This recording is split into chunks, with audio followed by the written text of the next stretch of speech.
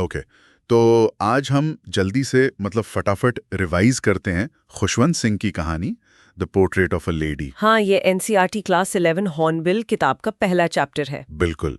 और हमारा मकसद है इसके मेन पॉइंट्स को एकदम आसान इंग्लिश में समझना, सही। ताकि रिवीजन जल्दी हो जाए। सही। हमने एक समरी देखी थी, एक महिला का चित्र, दादी माँ का अद्भुत जीवन। उसी के बेसिस पे बात करेंगे। हाँ, और खुशवंत सिंह का स्टाइल तो है ही बहुत सीधा और दिल को छूने वाला। एकदम। ये कहानी उनकी अपनी दादी माँ का, सच कहूँ तो बहुत ही रियल और इमोशनल पोर्ट्रेट है। चलिए, इसके जो मुख्य बिंदु हैं उन्हें समझते हैं। हाँ, तो सबसे पहले दादी माँ दिखती कैसी थी? कहानी में काफी बताया है इसके बारे में। हाँ, काफी डिटेल में। बहुत बूढ़ी थी वो। चेहरे पर झुर्रियां ही झुर्रियां, और हमेशा साफ सफेद कपड़े पहनती थी। हाँ, बिल्कुल। थोड़ी झुकी हुई चलती थी, एक हाथ कमर पे रहता था बैलेंस के लिए। और दूसरे हाथ में माला, वो रोजरी बीड्स। एग्जैक्टली। ओठ हमेशा हमेशा प्रार्थना में हिलते रहते थे। लेखक को तो लगता था कि वो सालों से ऐसी ही बूढ़ी हैं, बदली नहीं। हाँ, जैसे वक्त थम गया हो उनके लिए। और उनकी शांति, उनकी कामनेस की तुलना की है winter landscape in the mountain से। सही, एकदम शांत, पवित्र, पीसफुल। और यही शांति गांव वाले जीवन में उनके और लेखक के रिश्ते में भी दिखती थी। हाँ, बचपन में गांव में साथ थे दोनों, रिश्ता बहुत मजबूत था। बहुत गहरा बॉन्ड था। दादी माँ ही सब करती थी, सुबह उठाना, नहलाना, स्कूल के लिए रेडी करना, वो लकड़ी की स्लेट तैयार करना। हाँ, और नाश्ते में वो मक्खन चीनी वाली मोटी रोटी। मुझे याद है वो पार्ट। और वो उनके साथ स्कूल भी जाती थी। हाँ, क्योंकि स्कूल मंदिर से जुड़ा हुआ था, तो जब लेखक अक्षर सीखते थे, दादी माँ मंदिर में बैठकर धर्म ग्रंथ मतलब स्क्रिप्चर्स पढ़ती थी। सही कहा, और लौटते वक्त आवारा कुत्तों को रोटियां खिलाते हुए आते थे। वो वक्त तो बहुत प्यार और अपनेपन वाला था, गोल्डन फेज कह सकते। अनियनशिप। लेकिन फिर आया बड़ा बदलाव, शहर जाना। टर्निंग पॉइंट था ये। हाँ, यहाँ से चीजें बदलने लगी। लेखक अब बस से इंग्लिश मीडियम स्कूल जाने लगे।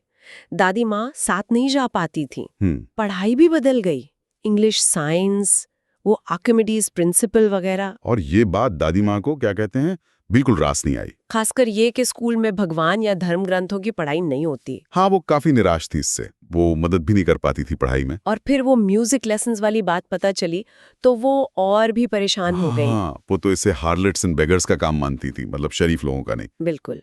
यहाँ पर साफ दिखता है वो टकराव, ट्रेडिशन वर्सेस मॉडर्निटी का। सही। दादी माँ पुरानी पीढ़ी, पुराने मूल्य, और लेखक नई शिक्षा, नई दुनिया की तरफ। हाँ। तो ये दूरी आनी थोड़ी स्वाभाविक थी, पर दुखद भी थी।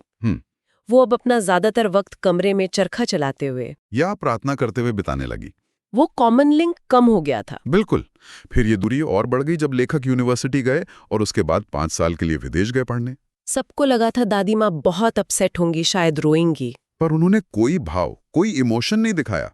वो स्टेशन पर आई थी छोड़ने, एकदम शांत, बस प्रार्थना कर रही थीं और लेखक के माथे को चूमा। हाँ, और लेखक को लगा कि शायद ही उनके बीच का आखिरी शारीरिक संपर्क हो, लास्ट फिजिकल कांटेक्ट। लेकिन 5 साल बाद जब वो लौटे तो दादी माँ स्टेशन पर थीं, वैसी ही बूढ़ी, प्रार्थना में लीन, बस लेखक को गले लगाया।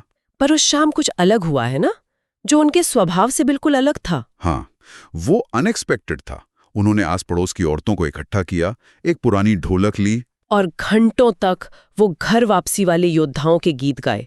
भजन नहीं, गीत। हाँ, इतना गाया कि घरवालों को रोकना पड़ा कि भैया बस करो, थक जाओगी। ये शायद उनकी दबी हुई खुशी और प्यार जताने का तरीका था, जो वो रोज नहीं दिखाती थी। शायद।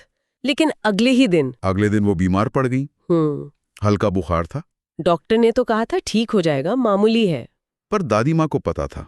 उन्होंने कहा कि उनका अंत नजदीक है। और उन्होंने तय कर लिया कि अब वो बात नहीं करेंगे किसी से, बस अपना आखिरी वक्त प्रार्थना में लगाएंगी। घरवालों ने मना भी किया, पर वो शांति से बिस्तर पर लेटकर माला जपती रही। और फिर उनके होंठ हिलने बंद हो गए, माला हाथ से छूट गई।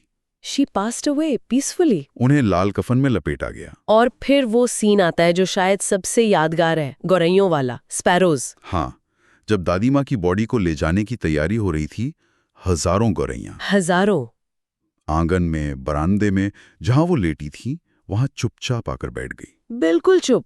कोई चहचहाहट नहीं, जबकि ये वही गौरैया थी जिन्हें दादी माँ रोज रोटी के टुकड़े खिलाती थी। हाँ। लेखक की माँ ने उन्हें रोटी के टुकड़े डाले भी। ये जैसे प्रकृति का एक मौन सम्मान था, साइलेंट ट्रिब्यूट। बिल्कुल। ये उनकी मृत्यु को और गरिमा देता है।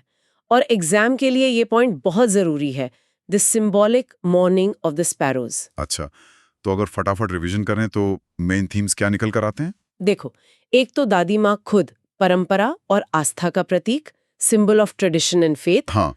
फिर दादी पोते का बदलता रिश्ता, वो इवॉल्विंग रिलेशनशिप। तीसरा, वो परंपरा बनाम आधुनिकता वाला टकराव, ट्रेडिशन वर्सेस मॉडर्निटी। बिना शर्त वाला प्यार, अनकंडीशनल लव। और जीवन मृत्यु की स्वीकृति, एक्सेप्टेंस। बिल्कुल। और एग्जाम के लिए खास याद रखने वाली बातें, रिश्ते के 3 फेज, गांव, शहर और फिर विदेश मृत्यु वाला दौर। दादी माँ की अटूट प्रार्थना और शांति, वो पारंपरिक मूल्य और आधुनिक शिक्षा का अंतर। कंट्रास्ट। और हाँ, गौरैयों का सांकेतिक शोक, उनका सिंबॉलिक इम्पोर्टेंस जो दादी माँ का प्रकृति से जुड़ाव दिखाता है। एग्जैक्टली ये कहानी दादी माँ के चरित्र की मजबूती, उनके प्यार और उनकी जो आध्यात्मिक शक्ति थी उसको दिखाती है। तो ये था the portrait of a lady का एक क्विक ब्रेकडाउन, एक सीधी साधी कहानी जो प्यार, आस्था और बदलते वक्त के साथ रिश्तों पर पड़ने वाले असर पर एक बहुत गहरी बात कह जाती है। और जाते जाते एक सवाल छोड़ जाती है कहानी, है ना, कि आज की इस भागदौड़ भरी जिंदगी में हम अपनी जड़ों, अपनी परंपराओं और अपने बुजुर्गों के साथ अपने रिश्तों के बीच संतुलन कैसे बना सकते हैं। इस पर सोच